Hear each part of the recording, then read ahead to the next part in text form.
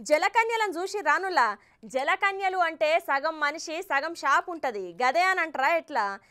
గదేనులా ఏ సినిమాలనే చూసుడు తప్ప బయట ఎప్పుడు చూసింది లేదు అని అంటారా అయితే ఎమ్మటే హైదరాబాద్లో ఉన్న కూకట్పల్లి ఓర్రి నిజమైన జలకన్యలను చూడొచ్చు